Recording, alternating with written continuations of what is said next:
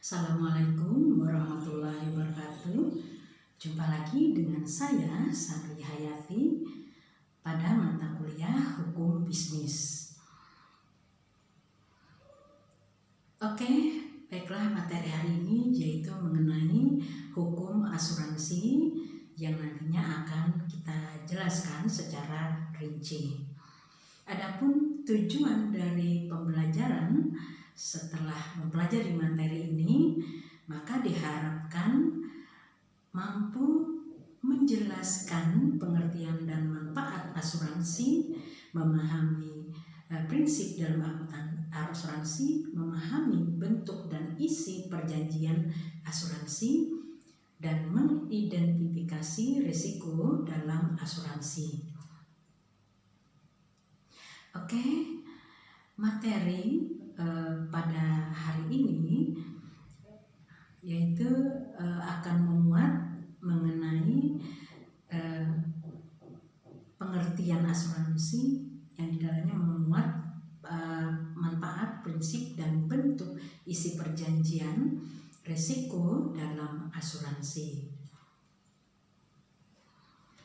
Menurut Undang-Undang Nomor 40 Tahun 2014 tentang perasuransian, asuransi merupakan perjanjian antara dua belah pihak, yaitu pihak perusahaan, asuransi, dan pemegang polis yang menjadi dasar bagi penerimaan primer oleh asuransi sebagai imbalan, yaitu imbalan untuk memberikan penggantian kepada tertanggung atau pemegang polis karena kerugian, kerusakan, biaya yang timbul, kehilangan keuntungan, atau tanggung jawab hukum kepada pihak ketiga yang memungkinkan diderita tertanggung atau pemegang polis karena terjadinya suatu peristiwa yang tidak pasti.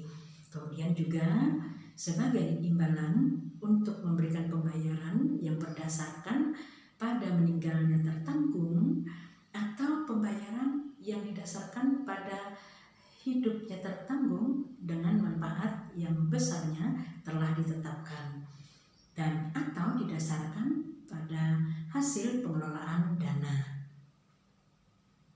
Sedangkan berdasarkan pasal 246 Undang-Undang Hukum Dagang atau KUH Dagang, yang dimaksud dengan asuransi atau pertanggungan adalah suatu perjanjian yang mana seorang penanggung melibatkan diri kepada seorang tertanggung dengan menerima uang premi untuk memberikan penggantian kepada tertanggung karena suatu kerugian, kerusakan, atau kehilangan keuntungan yang diharapkan yang mungkin akan diderita karena oleh suatu peristiwa yang tidak menentu. Berdasarkan pengertian asuransi tadi dapat diuraikan unsur-unsur yuridis dari asuransi adalah sebagai berikut. Ada pihak tertanggung adalah sebagai berikut. Ada pihak tertanggung, pihak yang kepentingannya diasuransikan, ada pihak penanggung, pihak perusahaan asuransi yang menjamin akan membayar ganti rugi.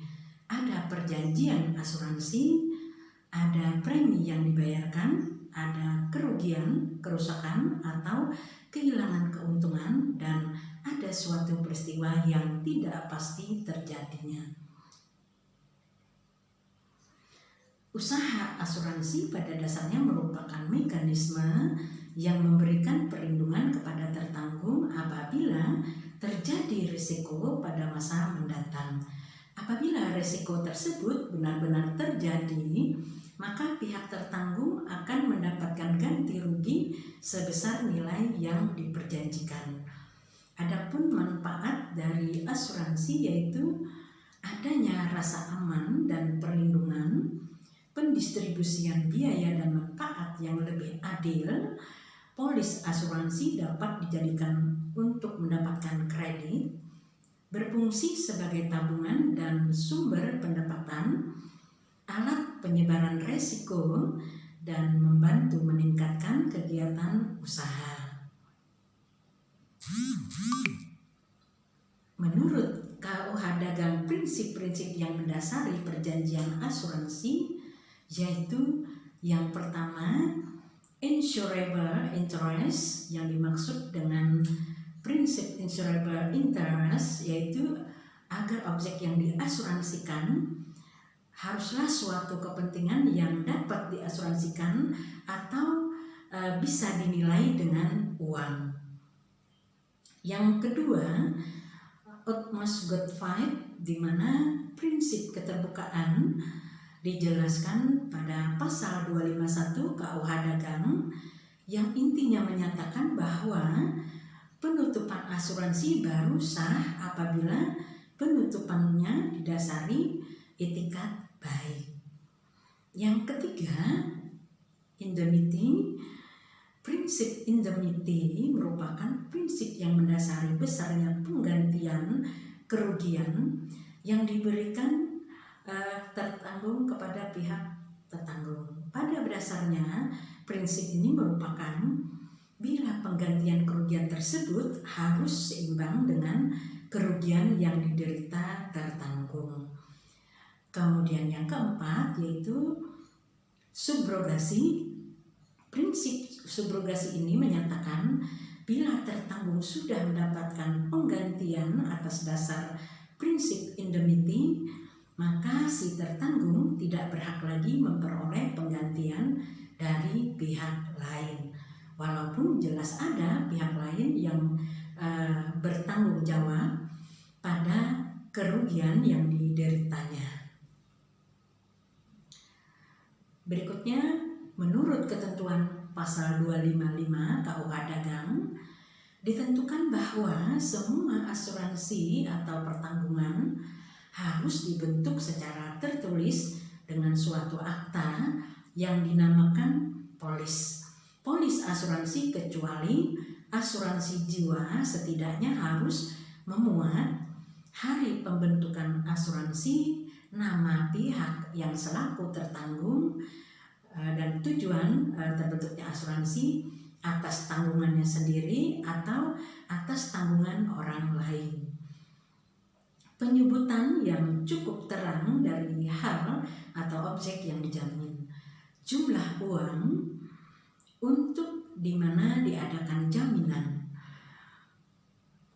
Berikutnya yaitu bahaya-bahaya yang ditanggung oleh si menanggung, mulai dan akhir tenggang waktu di mana diadakan jaminan oleh penanggung, uang premi yang dibayar oleh tertanggung. Pada umumnya, semua hal yang perlu diketahui oleh pihak penanggung serta semua janji-janji tertentu yang diadakan antara kedua belah pihak. Kita lanjutkan. Secara umum, akhir resiko dalam pandangan hukum yaitu beban kerugian yang diakibatkan karena suatu peristiwa di luar kesalahannya. Yang dimaksud resiko dalam asuransi yaitu peristiwa yang terjadi di luar kehendak pihak tertanggung yang menimbulkan kerugian bagi tertanggung. Resiko-resiko dalam asuransi yaitu yang pertama, resiko murni, di mana resiko murni merupakan suatu peristiwa yang masih tidak pasti bahwa suatu kerugian akan timbul, seperti resiko perorangan, resiko harta benda, resiko tanggung jawab. Berikutnya yang kedua yaitu resiko spekulasi, di mana resiko spekulasi merupakan kejadian yang akan terjadi yang menimbulkan dua kemungkinan, di mana kemungkinan yang pertama yaitu memperoleh keuntungan dan kemungkinan yang kedua yaitu memperoleh kerugian. Yang ketiga, resiko khusus. Resiko khusus merupakan resiko yang muncul karena tindakan individu dan dampaknya hanya ke seorang tertentu saja. Misalkan seperti resiko kebakaran tunggal. Oke, demikian tadi materi hari ini mengenai hukum asuransi. Wassalamualaikum warahmatullahi wabarakatuh. Thank you. See you next week.